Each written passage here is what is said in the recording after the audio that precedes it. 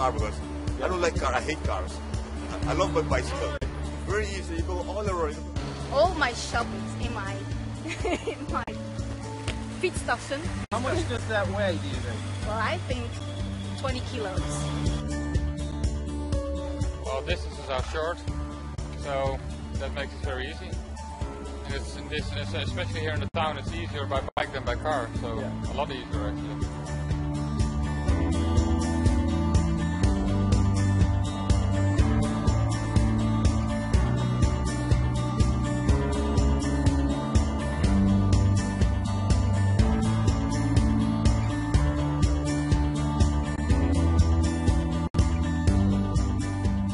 Okay, well, now we are in Groningen. I live here from 1979, so quite a long time. It's a town with 190,000 inhabitants, and 50,000 of all the people here are students, and so we've got a lot of young people in this town. This is, or was, a fortress town for 1,000 years. This was the town that guarded the routes into Germany. It's the fortress of the north. Consequences of that, and the city was contained within the military fortifications until very late in the 19th century. So there is no sprawl. It didn't expand outwards, which meant, of course, that now we say, hey, we've got a wonderful compact city and we can reach everything by foot or bicycle or whatever. Well, in 1972, Groningen get a left-wing local government, and that's the start of I think the bicycle culture. A small group of young, enthusiastic, left-wing ideological people and said, right, we're going to change everything radically. And one of the things they picked on was transport. And in September 1977 they introduced the traffic circulation plan, which means that the city centre was diverted in 4 different quarters. And that means that cars couldn't go from one quarter to the other quarter. They have to go around the city centre. But cyclists, buses, pedestrians, they can go through. You put a ring road around the inner city, you prevent traffic crossing the inner city, you divide it into sectors, you pedestrianize the centre, you move all your car parking out to the edge, you have park and ride schemes, etc., etc., etc. But if you're making a journey inside the city, then you can start and finish in a different part of the city and take a direct line between the two. But if you go by car, you have to take a detour. This is not really an anti-car measure. What this is making the neighbourhoods where people live more pleasant and making cycling into a viable option. And everyone said, it can't work. This is impossible. The shopkeepers said, we'll leave the city immediately. No, everyone must park in front of our door, otherwise we will lose all our business. And then, wonder of wonders, the world didn't collapse. The shops didn't leave the city. The police found, yes, people could learn how to handle this plan. People adapted to it. And that was, as I say, 1977. In the last couple of years, the area of calming traffic has increased. So nowadays, it's just normal that you go on the bike to the city centre.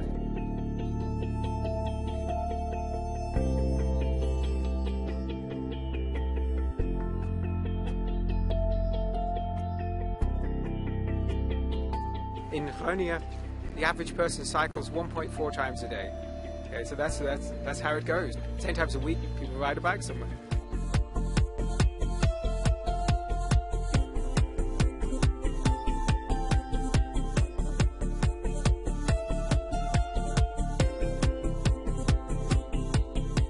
It's a very comfortable way of transportation. Above everything, it's very, very economical. So you don't have to pay for buses or trains. With a bike I go through downtown, through the center of Groningen, and then I'm at my work. When I use my car, I have to go through the Ringweg, they call it here. So it takes about, I think, half an hour, and with my bike it's 10 minutes. You need your bike here definitely, because you needed to go to university, you needed to go to party. You can transport everything on the bike, so you see people here riding like, you can even transport the fridge if you want to. Then you put the fridge on the back of the bike and you just push the bike, but it will bring it somewhere somehow.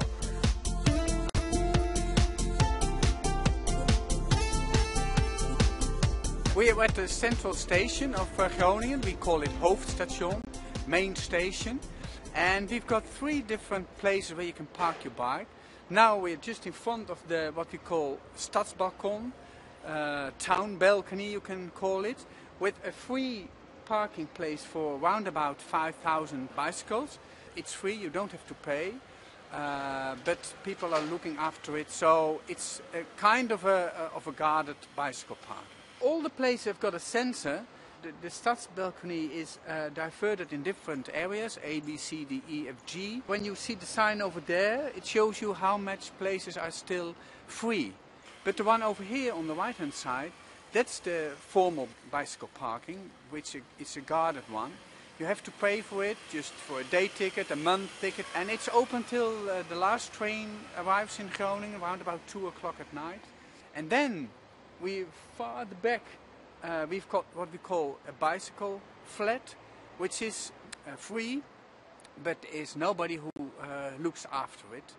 And on the south side of the station, there are also parking places. So the total amount of bike parking facilities is around about 10,000. And in the weekend, it's all full. That's an OV-fiets. That's the shared bicycle system in the Netherlands. And you can pick up those bicycles at, I think it's 340 stations now around the country. And so it's probably the biggest bike share system in the world now. It's intended for people who've used public transport. So the idea is that if you have cycled to the railway station in your own town, and then you've taken the train, and then you can use one of these bikes at the other end as the other part of your commute. Why ride a bicycle? Because it's much easier than taking the bus, and the car is way too expensive to have in the city. I mean, the infrastructure is great. There's bicycle lanes everywhere. So, yeah, that's basically the reason I ride my bike everywhere. But I have to go, so goodbye. Good luck filming. Have fun. You're not going to get a cycling revolution by having a few 30-kilometre-an-hour streets. You're not going to get it by building just a few cycle paths. And you're not going to get it by traffic calming just a few streets either. You have to do everything, and you have to do it everywhere. You never have to ride more than a few hundred metres from your home in the Netherlands in order to find yourself on a facility of such quality that you will be happy to cycle on it, and you'll be happy for your children to cycle on it.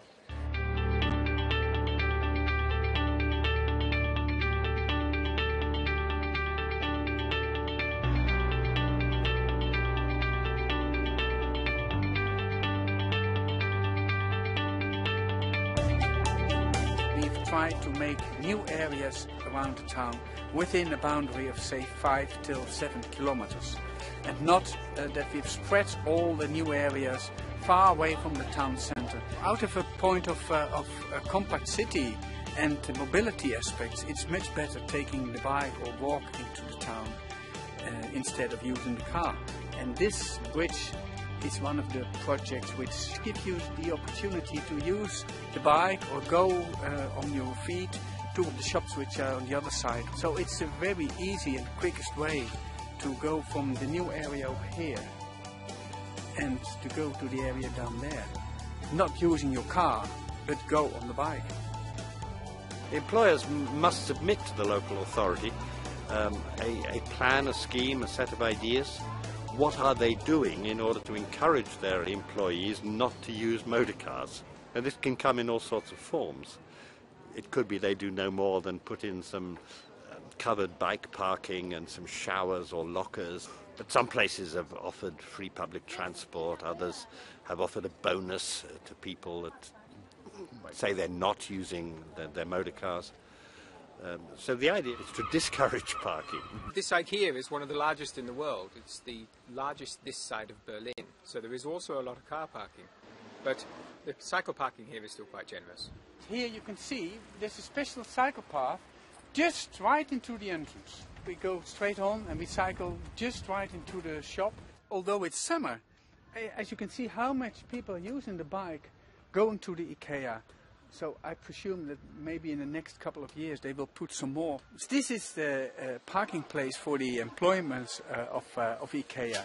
And you can see that most of them are coming on the bike and use the bike place to park their bike. Yeah, I think it's great. Because one, you save room for the customer because we don't park there. And if you have a private stelling place, it encourages people to go on their bike. It's quite common to see students moving house with these, because there were 50,000 students in Groningen, and you can hire these for just $2.50 an hour, and so people will hire one of these to move house. So you'll see students riding through the town with all of their worldly goods on the back seats. We're growing up with the bicycle. When you are 3 years old in Holland, you learn how to bike. And it's easy, you are quick everywhere. I used to go on bicycle. It's cheap, it's good for the health, for your movement. And handy, yeah. Greetings. Bye. In the car you're always alone, and on the bike it's funny, you interact with other people. On the street you talk, you laugh, you can even study for an exam on the way to the campus if it's necessary. You can go all around with the bicycle. You go there, you go there. With car you can't do that. You can't park here, you can't park here. Or you get fined for police, yeah? Oh, it's an oar. So one thing you'll find that's very apparent when you're here is that it is almost completely silent. This is the quietest city that I've ever ridden a bike in or been in. For example, this street, you could stand in the roadway for minutes at a time without seeing a car. The reason why it's pleasant to cycle here is because the infrastructure removes conflicts. And so you don't have people cycling in close proximity to fast cars or large trucks, not terribly often anyway. We have to have deliveries to a centre like this, but we don't have through traffic in a place like this. And so this is relatively peaceful. And by having the street as a street mainly for bicycles, as this is, we have enormous numbers of people using the street and able to get to the shops. We can make the whole place look more attractive. So the first thing you see when you come out of the train station is this massive bike parking structure. The taxi stand is located away from the front of the station. Over there, that very small parking lot, that's where you can get a taxi. You don't have taxis jostling for customers. If you want a taxi, you have to go and seek it out. Okay, well, we are here in the northwestern part of Groningen, the Korrewegwijk. It's built in the 1930s, and behind me you will see the canal, which is the Van Starkenborg Canal. It's the canal which leads from Amsterdam to Germany. So it's an important canal. A lot of ships are here the whole day and the whole night. It's open 24 hours, 6 days a week. Behind here is a suburb area with a lot of young people, with young children. They all have to go to work, go to school. They have to pass the bridge. 13,000 cyclists each day will pass this bridge. It's an old bridge, it's a swing bridge. It will open sometimes 10 minutes, so it will take a long time when you can pass. That means that we have made these separate bridges which you can use when the bridge is open. So you never can say when you have to go to school, well, I'm late because the bridge was open. It gives you options. Some people will wait, some people take the bridges just behind the swing bridge. In the morning hour, you might see that a lot of people will use the separate bridge to go to their work. But when you go home and you think, well, I've been working for a long day, I will wait.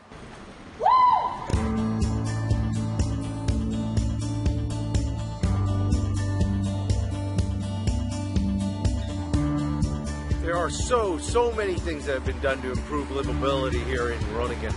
As you have seen, everything is attainable by bike. Through smart transportation planning, all obstacles have been removed, and the result is a beautiful city that's quiet, healthy, and fun, and pleasant. Like say if you want to go to the movie theater, there are hundreds of bike parking spaces out front and hundreds more protected in the garage out back. But that's just something that's not remarkable in the Netherlands. Look at the quality of the pathways throughout the city. The brick pavers are flawless in spots. It's hard to find a defect anywhere or a spot where it's uneven. Maintenance is a priority because they want people to have a smooth ride. That's because the city does not encourage traveling by car, and thus the money they save, they can continue to build beautiful places that you can walk on and bike on and take transit on, and yes, even drive your car when you need to. And a bicycle isn't considered to be a strange toy. It's not a sporting object. It's a simple method of transportation. You don't think about cycling any more than you think about your feet when you're walking. Well, we came here because we looked for the best place in the world to cycle, and therefore we ended up looking at Groningen, because when you've looked at everywhere that there is, there is simply nowhere quite like this. So because using your bike, you can go in the town, have a drink like the students behind me, go to the town, go to the market, go to your work, go to see your friends. So it's a mode of transport which keeps you alive.